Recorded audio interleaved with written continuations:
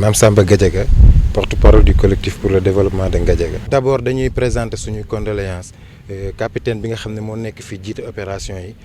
parce que perte bu metti la aussi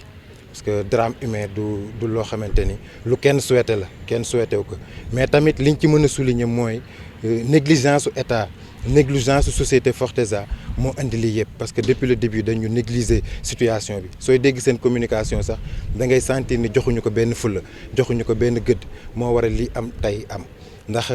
bassin de rétention bu toll nii ak dimension bi mu am li ñu ci def ci ndox donc kon mérité woon na au moins ñu defar des barrières de sécurité mu wër ko barrière de sécurité yi am na benn côté bi muy côté bi nga xamante ni moo sës ci côté bi teenu gaz bi nekk mais côté bi féete ak dëkk bi amul benn barrière te bassin bi dafa sës ci kër yi nga xamante ni ñoo gën a sës foofu matul 50 mètres xale yi mën nañu doxantu mën nañ dem ba yegg fa même si gendarmerie mu ngi fi ñu ngi fi monter en permanence mais xale mën na rëcc ci dem fa te doo ko gis wax comme mag moo fay daanu lii am kon su fa xale daanu woon duñ ko waxati donc kon jot na sëkk ñoom ñu jéem a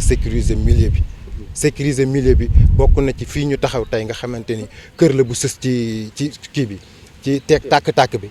jotoon na ñiy jóge fi bu yàgg ndaxte amuñu benn sécurité tey lii yàlla nañu ci yàlla musal mais bu explosé woon tey balaa dara di xew ñoom ñooy njëkk am problème donc kon jot na ñu état wax ak ñoom état déloger leen délocaliser leen yóbbu leen ci milieu boo xamante ni au moins dinañ xaw a am sécurité ñu jël leen en charge parce que lii fayagul lu tax ma ni fayagul mooy dépassé na leen ñoom andi nañ fi ay experts benn société américaine bu ñuy wax Halliburton depuis plus de 15 jours ñoo ngi fi mais mënuñu ci dara dem nañ ba instant bii man mii di wax ak yow nga xam ne xaw ma ci gaz dara man ak ñoom ñoo ci yem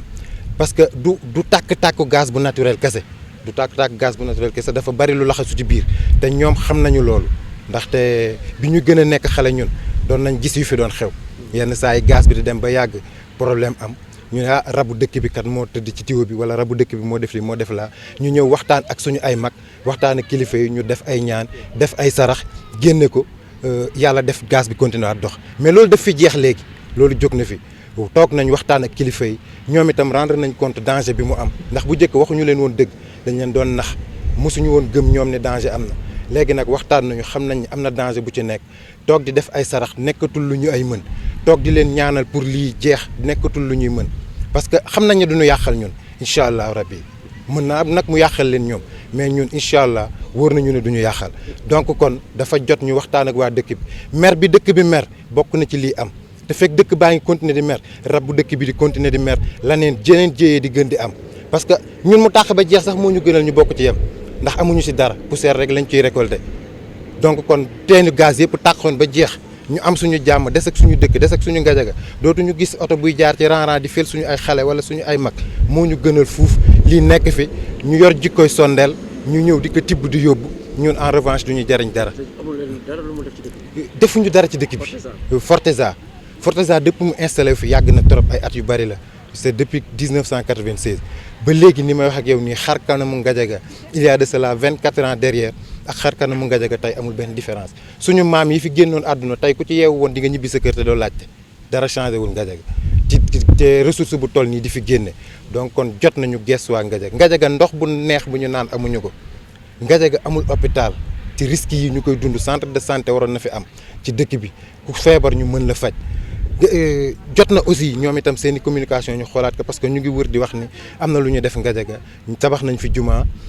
tabax nañ fi case de santé alors que loolu yëpp dara amu ci juma bi suñu ay papa ñoo ko tabax d'accord jox nañu ci seen apport mais suñu ay papa ñoo génne seen xaalis tabax ko apport bu ñu leen ci jox ñu dog leen ko ci jox ak yeneen ak yeneen ak yeneen mais amul lenn lu Forteza initié ñëw def ko Gadiaga depuis ñu implanté fu ba léegi su amoon dinañ inauguré laaj leen ndax mos nañ inauguré Gadiaga dara donc kon defuñu fi dara te ñu ngi ak ndox Gadiaga ci usine bi ñu ngi fi ak forage ndox boo xamante ne ndox bi bariwaay bi foo ko natt passé nag mais amuñu sax possibilité root fa ñun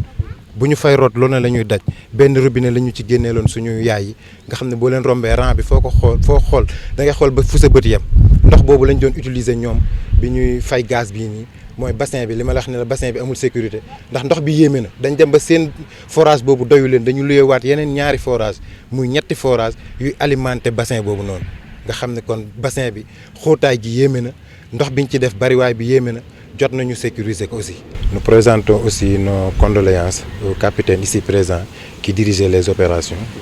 C'est une perte, une grande perte même. Mais ce qu'on a pu noter, c'est qu'il y a eu une négligence étatique, une négligence de nos dirigeants, une négligence de la société en tant que telle. Parce que depuis un mois, le puits a pris feu et depuis un mois, il y a eu un changement. Rien n'a changé.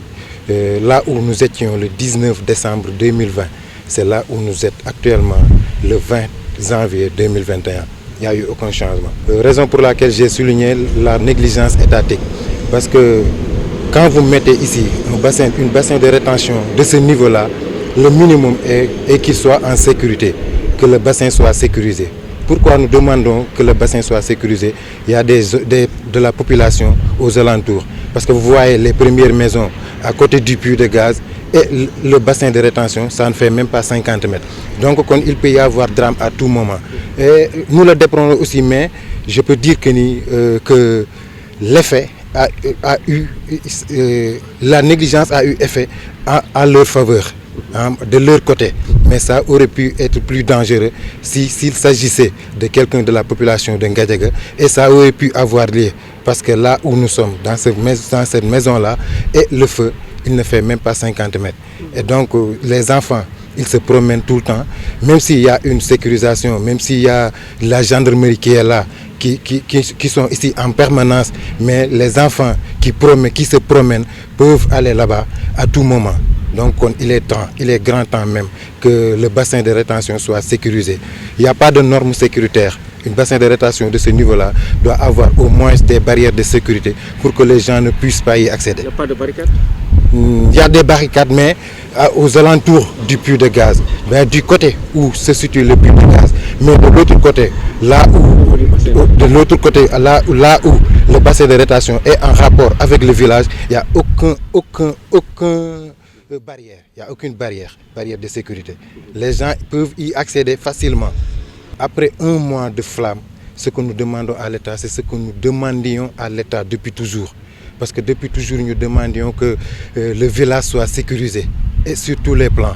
Parce que ce qui s'est arrivé là pouvait être pire. Pourquoi ça pouvait être pire? Il y a des puits de gaz ici à Ngadiaga, pas un seul puits. Même si c'est un seul puits qui a pris feu, il y a au minimum 13 puits de gaz ici à Ngadiaga. Donc le village doit être sécurisé. Et sur tous les plans, pas au niveau de ce puits qui a pris feu, mais sur tous les plans. Quand je parle de sur tous les plans, je fais allusion à le ralliement de ces puits de gaz-là. Ces puits de gaz se sont ralliés avec des tuyaux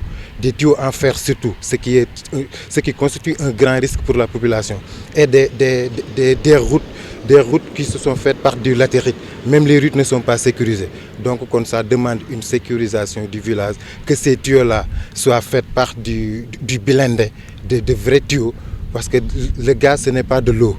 Des tuyaux de fer, c'est pour de l'eau, pas du gaz. Ils n'ont rien apporté. Et depuis toujours, nous le réclamions. Nous demandions que la RSE, responsabilité sociale d'entreprise, soit respectée. Ici, dans le village, il n'y a même pas d'eau potable.